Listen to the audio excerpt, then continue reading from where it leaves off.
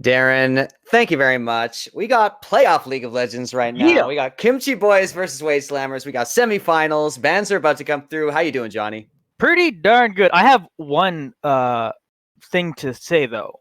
Irovit, you put I know what's such coming.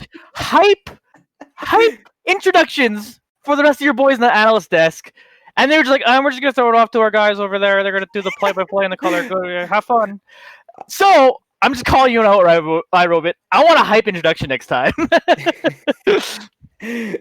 Oh man, I can come up with something to see if I can do it in his place, because right now I'm looking at the ban screen and I'm not seeing anything happen here. Yeah, I honestly refreshed it because I'm not sure if anything's going on. But yeah, we're your casters. He's the man who's been doing it for years. He's the man who's got it in his name, Johnny Esports. Thank you. See, that's all I need. I need that to get in the mood. And now, bands are coming through. See, they were waiting for the introduction for the bands. Vlad is banned now, Graves banned now, and we're off to the races. Yeah, so the Graves coming out, we've already seen 961 on that, and it is ridiculous.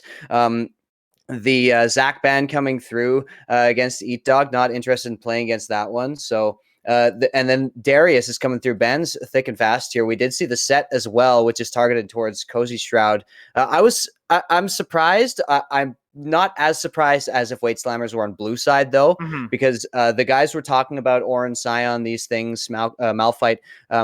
I really think that a set first pick for Wade Slammers could help a lot. I think that could shore up some of the skill difference in that top lane. But here's the Olaf coming through, which was also mentioned for 961. This scares me because you know what pairs really well with the Olaf? I don't want to see it. Wait, it's not banned, Johnny. It wasn't banned. Not banned. If there's a Yunbee, I won't go as far as quitting the stream if there's a Yunbee, but I'm gonna hurt a little inside. yeah. But no, it hurts if you pick it. Yeah. The Ornn is the pick. They're coming through totally fine as the first pick for Wade Slammers.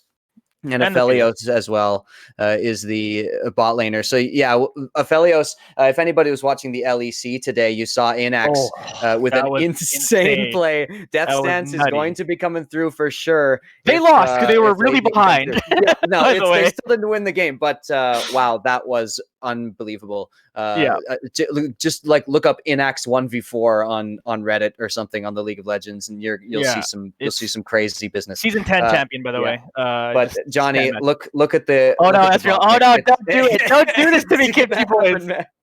I mean, like you're almost ending if you don't do it. It seems like it has to go now, right? It's absolutely perfect for what you're going into, or you go for the Kayle. So okay, cool. I'm saved, I think.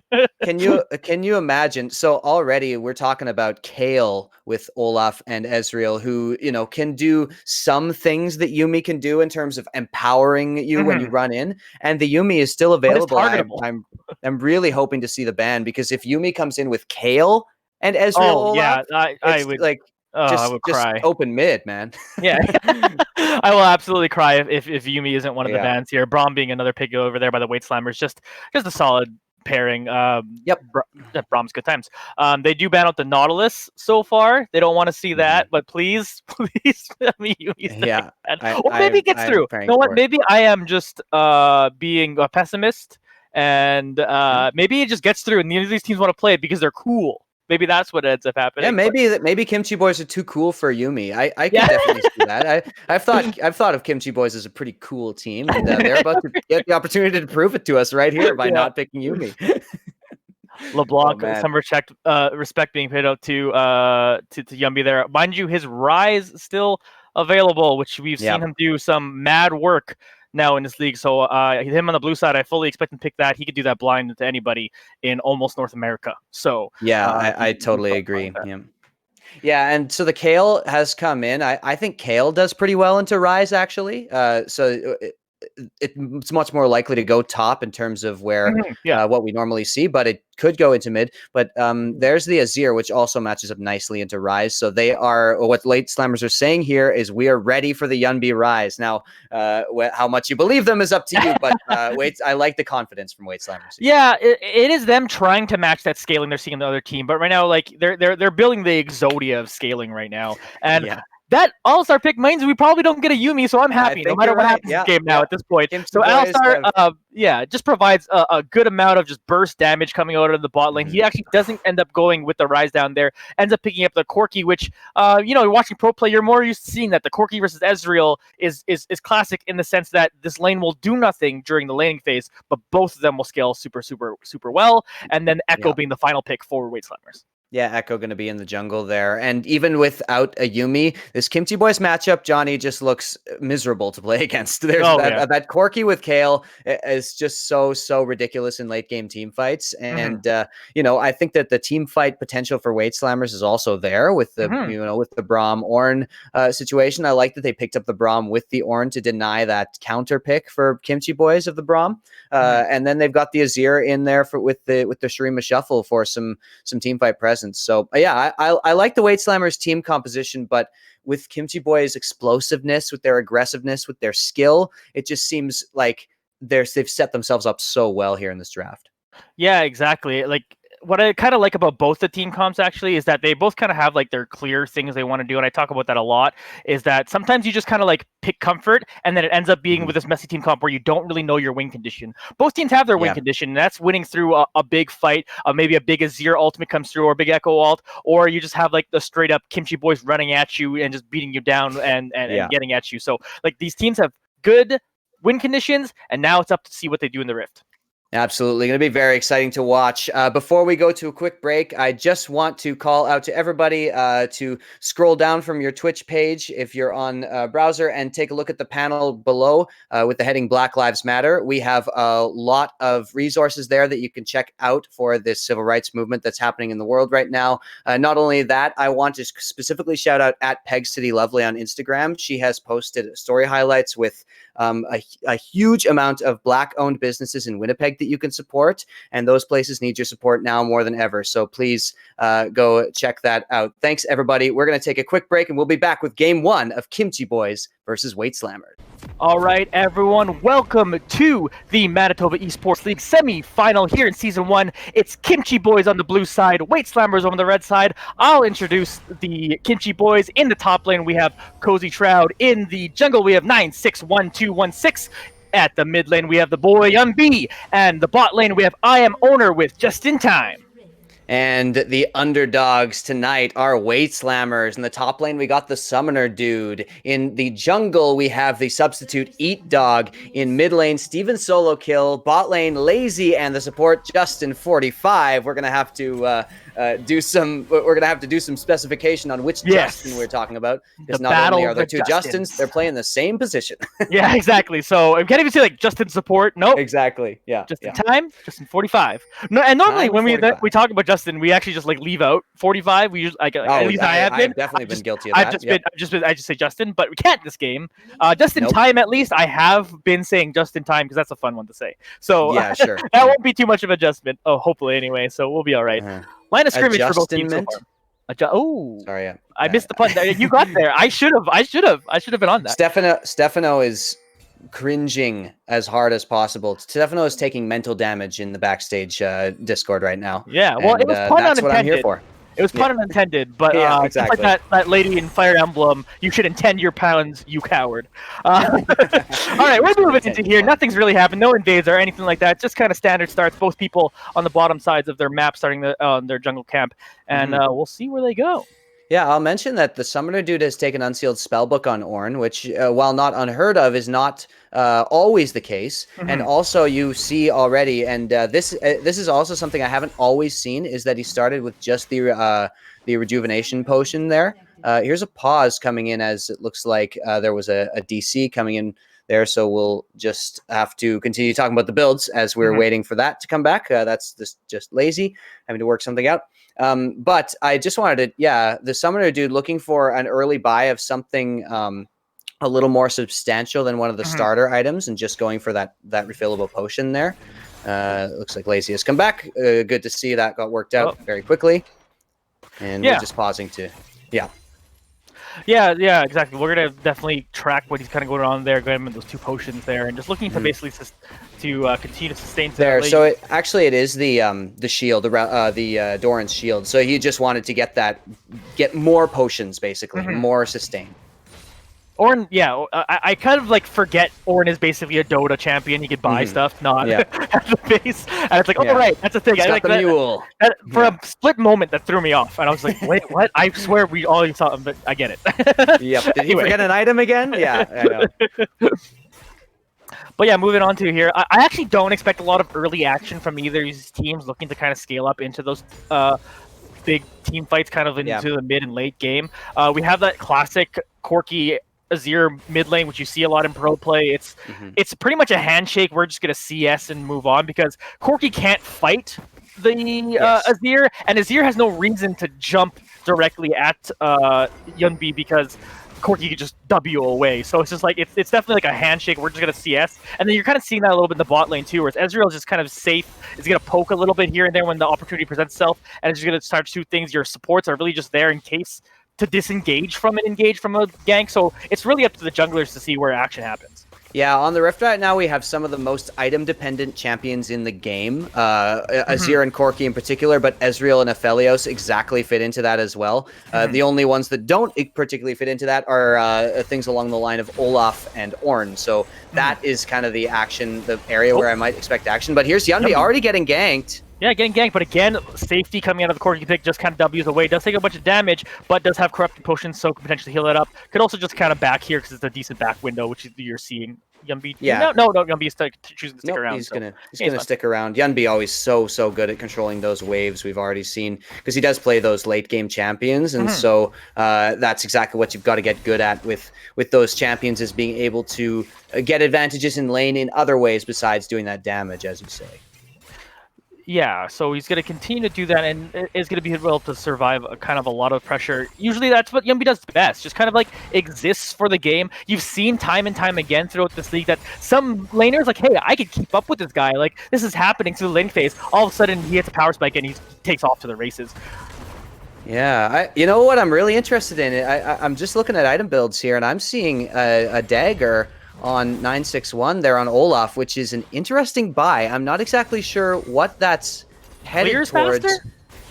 So yeah, I mean, like, you know, a dagger is just fine. Hang on, here's negate. Here we go, gank over towards the bottom lane, and here comes 9-6 trying to help this bottom lane snowball out. Lazy's gonna take a ton of damage here. He's ignited. Flash comes through. He's gonna break him down. First blood comes over to 9-6. Wow, so that is just a textbook gank right there. It was just Lazy and Justyn 45 being pushed up a little too far, and you know, 9-6 is going to take advantage of that. I saw the gank happen, and it was great, and I was still kind of thinking about the dagger because I'm still figuring out what's going to happen. What's with that dagger? Yeah, but that dagger though. But yeah, so it is going to be Lazy already going down. I Am Owner also is going to get such a huge advantage here with the teleport available. So only one combat summoner down in that bottom lane, and since they were able to get the kill and only expend the ignite, first of all, the dragon control comes in, as you just saw there, and second of all, this lane is going to be so easily controlled by I Am Owner and JUSTXNTIME, using that teleport to get back to lane anytime it would push in.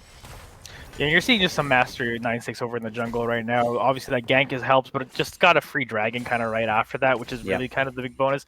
It's only mounted Drake, but obviously it just brings you closer to that soul, and you're pretty happy with that, especially since both teams are kind of looking to scale. Even if you scale evenly, you do have the possibility of just winning to the Dragon Win condition. And here's Yunbee in a little bit of trouble here. He's escaped one gank before. Can he do it again with 3 people here? He tries to flash away. He's in the bush. It will not be enough. Lazy will pick up a kill.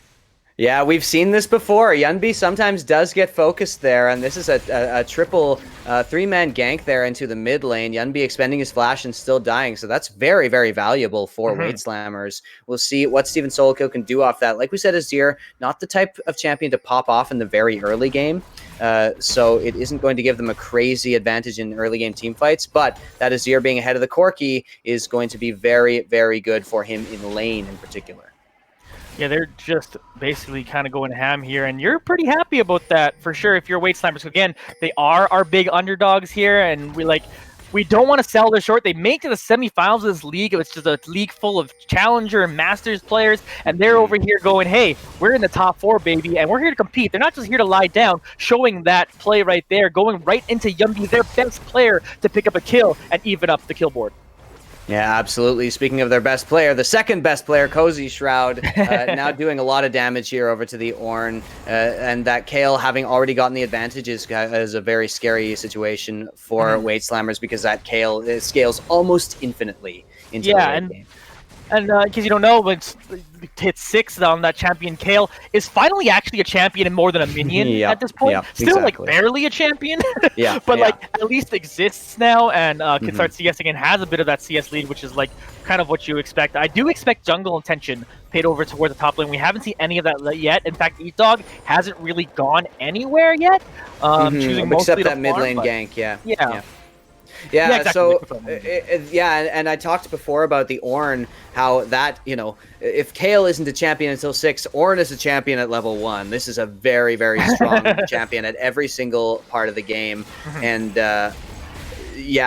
you really would like to see some attention put up there to, you know, to follow up, because the Ornn follows up on ganks so well. But currently, Cozy Shroud just managing that wave so nicely, and they wanted to focus on Yunbee. So Cozy Shroud going to continue to amass this CS lead here up in the top lane. Yeah, that's the one thing that blinds you. You'd be like, hey, we need to shut down Yunbee because Yunbee their big carry. Cozy Shroud would be the best player on any other team. Yeah, exactly. If Yunbee wasn't here, he'd be the best player on the team. So you can't ignore him, especially it's Kayle. Like you said, infinitely scales, hits level 11, is almost an unsolvable champion, hits again that next power spike, and you just can't do anything about it. So Eatdog here. Wild though. Eatdog, yeah, trying to get a little bit of trouble here. Got some friends, got some help from Justyn45, who will pick up that kill, and they'll take down 9-6. Wow, Justyn45 is roaming everywhere. He's been a part of both of the kills already here for the Weight Slammers, and that's a really nice find there to get 9-6 in the jungle, who had absolutely no mana left. You saw already how much damage that Olaf does, but it was absolutely not enough. The only thing is, here is the result of that Braum roaming, and it's I am owner and JUSTXNTIME being able to completely bully out Lazy. He's not even in experience range right now, and they're getting plate after plate down here. And the brutal part about this basically nullifies the kill that Lazy got. Like this CS lead and the experience denial. More than more than nullifies that kill you got in the mid lane. So it's a bit of a rough trade you're making there. That's kind of like some of the hard parts of playing in organized play, is that when this happens, there's people willing to take the advantage somewhere else. And that's exactly what Kimchi boys are doing. That's exactly what they've been doing all season long. And it's why they're so good as a team. Exactly. I still like that Weight Slammers are going for this, but yeah, Kimchi boys just know how to take advantage. This is warded out, so we'll see if this happens. JUSTXNTIME jumping on top of Justyn45. He gets stunned up. I am owner will pick up that kill.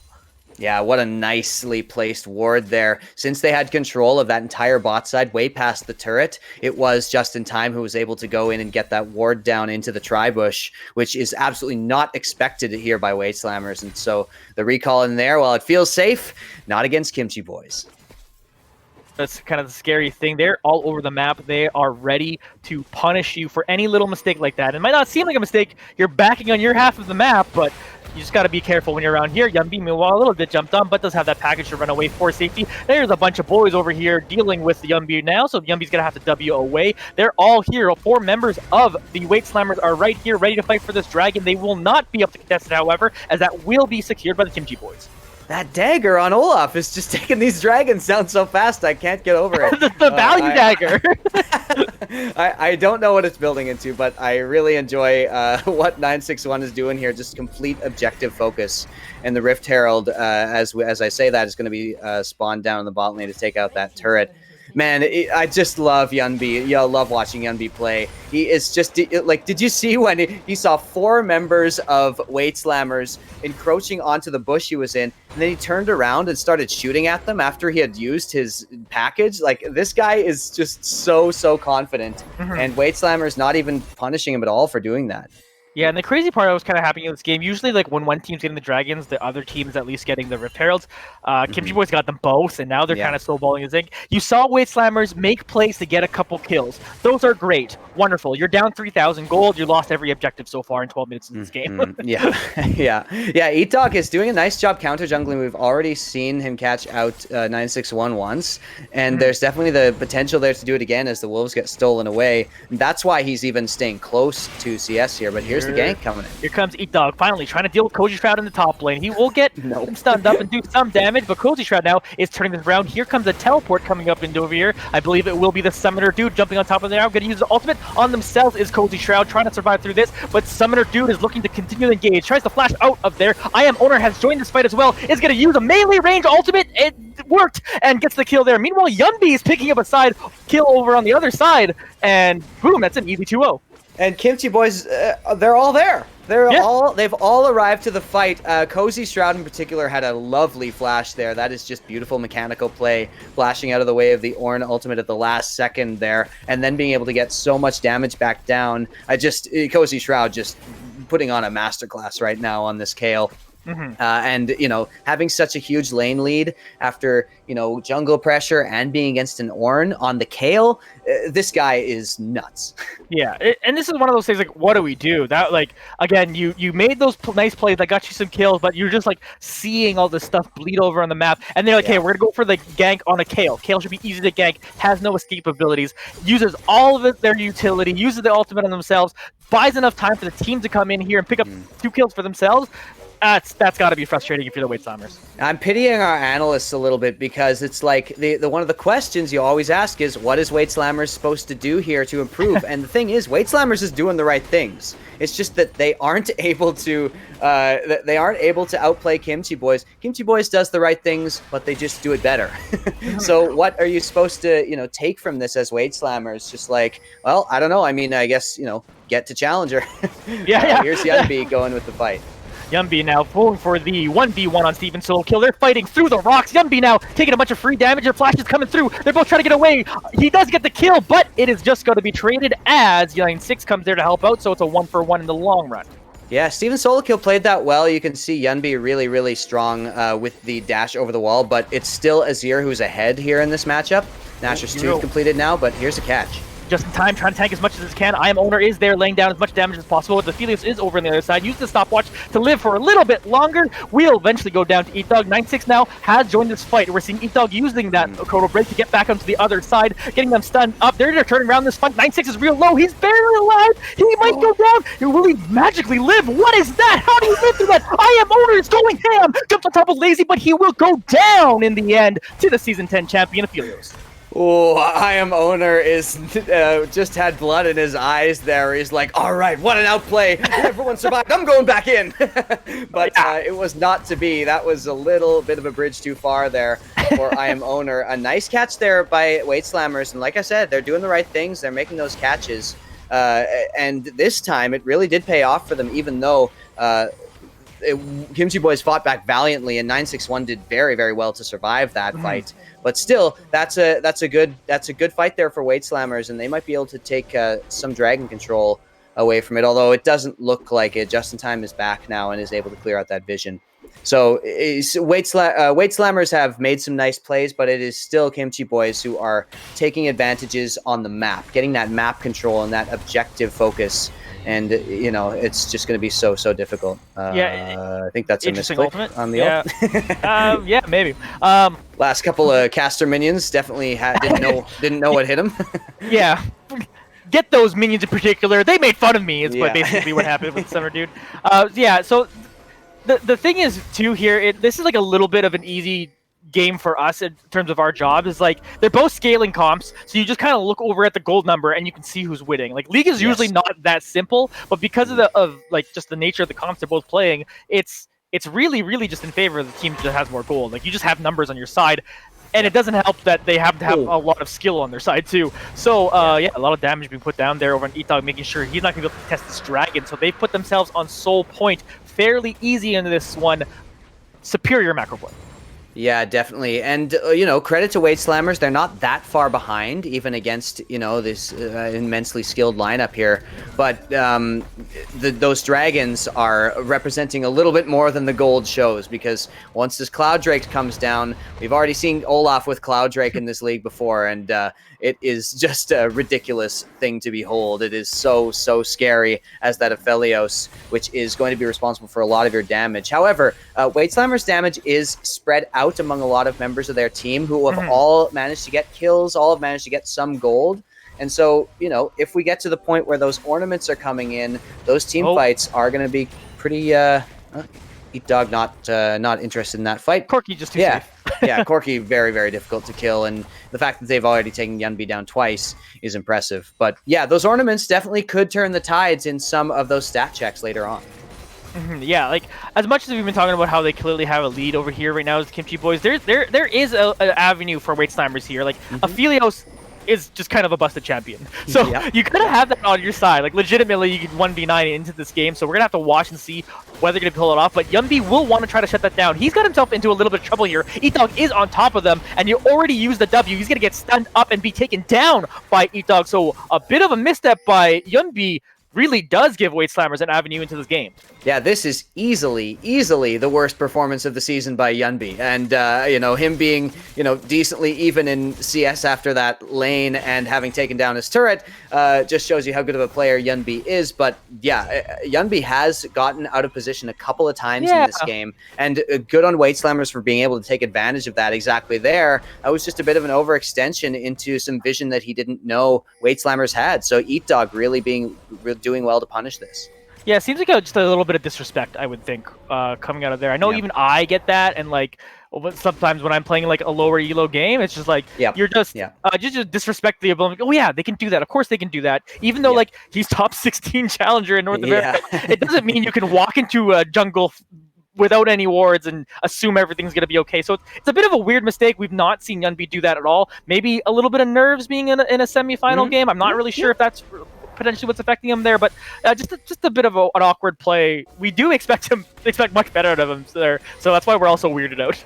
Yeah, exactly. So yeah, I feel like, and it is Corki, of course, who scales very, very well into the late game. Once that man immune, for instance, comes through, once a little bit more itemization comes through, we did talk about how item dependent that champion is, and definitely, part of me is going to be more effective in the late game. Yunbee still scaling up just fine, farming just fine. But I like what I'm seeing from thesummonerdude, able to you know, solo kill Yunbee down in the bot lane there a little while ago, and also just able to maintain a CS lead against one of the best players in North America in solo queue is very, very impressive. So good on him. We'll see if he can keep up the pressure.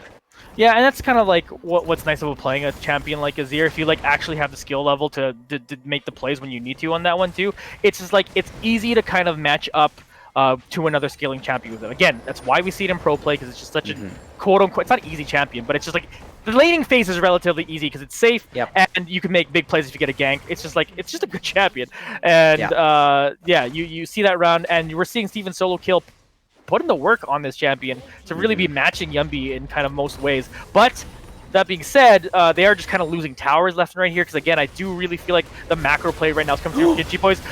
Never mind macro play, we're just gonna run right at you. Lazy's taken down by 96126. Justyn 45 is trying to knock him up to see if he can buy some time for everyone else to come in over here. The Ornn has come on now. He's gonna use his ultimate, knock up 9-6, take them down. Summerdude is gonna pick up that kill. STEVENSOLOKILL has now joined the fight, and it's going in on there. Cozy Shroud using his ultimate on Owner, trying to stay alive. Double kill now for the Summerdude. He is trying to survive here. He's surrounded by the rest of the team. Kimchi boys, Yunbee is now, he's here to do some damage, and he's putting it down, but he's actually eventually gonna have to run away. But Cozy Shroud is on Kayle, and he's just slapping auto attacks, and the waves are coming through. They're just taking him out. Double kill now. 4 people down for Waitslammers, only 3 people down for Kimchi. We need to clip this team fight and make a piece of content on it after once this season is over, because that play from Kimchi boys was just unbelievable. Cozy Shroud and Yunbee and I am owner with the kiting around the side of the team fight, juggling tower aggro, avoiding damage, avoiding skill shots, and getting the damage onto exactly the champions they needed to was just magnificent. So that was so good, and I like that we got to see Kimchi boys in like not a completely dominating position in a team fight, because this was one of the true displays of skill we just got in this league. And yeah, Cozy Shroud, wow, he is this guy is doing something to me today. I don't know. I don't know what effect he's having on me, but it feels it's good. super easy to say, oh, Kayle's just a broken champion. Like, but realistically though, like he uses ultimate on someone else, so that made Kayle themselves vulnerable. And ideally, you want to use the ultimate on someone else. That's really kind of the better point of using it. But the fact that Cozy Shroud picked very good positioning in that team fight to be able to pick up a couple of those kills and ultimately get down a nice little double kill. First 2 kills of the game for Cozy Shroud, I might add. It's just really good because, like you said, it was not actually a great position for Kimchi Boys to be in. No, that's you could argue they shouldn't have fought there. It was just their superior mechanics that kind of bailed them out in that situation. I love seeing it. You do see the Olaf, who has gone for the adaptive helm really early, and STEVENSOLOKILL is going to be like, what the hell, man? Like, come on, give me something, because that is just so impossible for STEVENSOLOKILL to kill him. Speaking of which... Oh, STEVENSOLOKILL trying to go for that Yunbee. Again, caught in a dangerous place behind enemy lines. Yunbee now trying to, like, go away, try to get something happen there, but we'll go down. Meanwhile, the Baron was taken by the rest of the team, so really it was a big distraction. Big team fight happening now. Lazy's trying to put down the damage. That is Aphelios over there. Can they pull it out? 9-6 gonna be able to pick up the first kill on the tank. Gonna use that ultimate to make another person survive. Lazy does go down. All the damage is coming through because Kayle does so much of it, but boom, a bunch of people explode and die. So there's now a 3-for-3. Now 9-6 is actually on the defensive. Running away now. Eat Dog's chasing them down. Gonna take him out. Triple kill comes down for Eat Dog. Yeah, Eat Dog really coming clutch in that with a beautiful ultimate to get on a lot of champions. And, they got the Baron, but then they went for the 4v5 fight, and it just wasn't going to happen. The sustained damage that Yunbee provides in these team fights, even though he's not the strongest member of the team right now, is critical to their success. We saw that last fight with those very slim margins, and I talked about how it was only their mechanical skill that got them out of that. This time, not even that could save them because they went in 4v5. So yeah, Yunbee once again, not with the best decision making here, and getting very overconfident there, thinking he can solo this 2 full item Azir, who, and those aren't just 2 full items, but look, Yunbee's at it again. Yeah, and to be fair, he did make a play for them to get the Baron, but then the rest of the team kind of went in for that very awkward fight that just, like, really, like, I don't know who still has Baron left on them right now, so it's just kind of like a crazy moment, especially you've seen such good macro play for 15 minutes from the Kimchi boys, and then they were just running it down, kind of, to be frank. And again, it might come from an era of disrespect here, because right now you are seeing Kimchi boys just mechanical skill pulling through.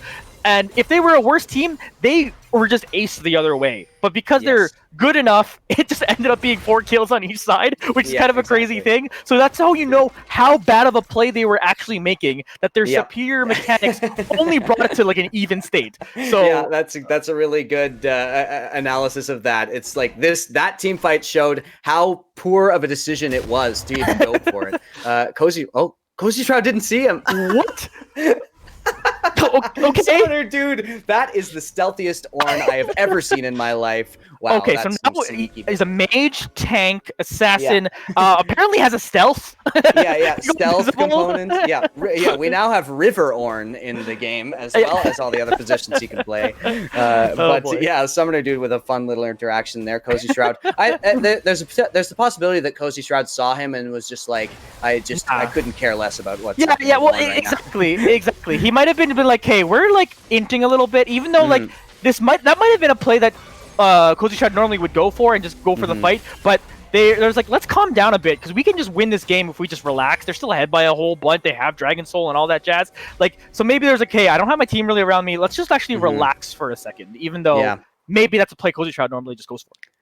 Yeah, and this is a situation I venture to say we haven't seen Kimchi boys in this position ever in this league, because we pretty much have a standstill here in the mid game, and even though Kimchi boys still have the advantage, and critically they have that Dragon Soul, it still is Weight Slammers who are able to be powerful enough to dissuade them from just running in and going for the fight. So once again, I just got to give props to Weight Slammers here, doing a really nice job. But you still have to favor Kimchi boys in this position. Still are about 6,000-7,000 gold ahead. Still have that Dragon Soul. And I Am Owner did have the Baron on him. in terms of surviving that team fight. He still had the Baron left, but with only Ezreal, it just wasn't going to be enough. And this game is going to come down to the Elder Dragon. Yeah, and big note, Kayle has hit 16 now, so that max is always exalted, I believe it's called, at all points, is just absolutely terrifying. If you thought Kayle was scary before, Kayle is really freaking scary now. Yeah, even with the Ornn, with the Aphelios, with the Azir, these high scaling champs, it's hard to bet against the Kayle in this situation. With that, invulnerability being given to such powerful members of the team, you're looking at putting it on the Corki or the Ezreal in these team fights now. Especially and, once that happens, the one you're supposed to focus, you just have to make such split decisions so quickly in team fights, and I'm not sure Weight Slammers will be able to execute. And the other note, like, even if this wasn't Kayle, Cozy Shroud hit 16 before everyone else besides thesummonerdude. Just has a massive experience lead, almost is pretty close to the Flame Horizon on SummonerDude. So it's like, if you're like, even if this wasn't Kayle, you'd be like, oh yeah, this person could possibly 1v9 at this point. But it is Kayle, so it's even scarier. Yeah, exactly. Oh man, yeah, letting the other Kayle get to late game with a slight lead, feels like almost a death wish. Scuttle has been taken, but Weight Slammers will still approach this pit, and they're going to be able to clear out the vision. So nice job there, and they want to take advantage of Yunbee pushing in order to take this Elder Dragon. They do take it down very quickly. Yeah, they're working on it real quick. Elder Dragon is a decent win condition, but he's Shroud now. The damage, we weren't joking. He's strong. Be able to get that one down. JUSTXNTIME picks up another kill. They will secure the Baron buff, so it is on Weight Slammer. So the fight goes on, but double kill is now going for Cozy Shroud. Let's make that one a triple. One's picked up on the other side as well by Yunbee, and that will be an ace, and that looks like game 1 for Kimchi boys. We didn't hype up the Kayle for nothing, ladies and gentlemen. Cozy Shroud coming in with just ridiculous damage in that team fight, and you saw the health bars just absolutely melt there, and yeah, that is going to be the end of the game. These death timers are too long. Kimchi boys, they picked a scaling comp, and they scaled, and so Weight Slammers, while they made a valiant effort and did a lot of good things in this game, still cannot stand up to the might of Kimchi boys. Aphelios will go down over there, and they're just going to play with their food a little bit here, trying to take one more kill. Now they'll finish it off. They'll take up this game 1, and Kimchi boys are getting it done. Yeah, very, very impressive work there from Kimchi.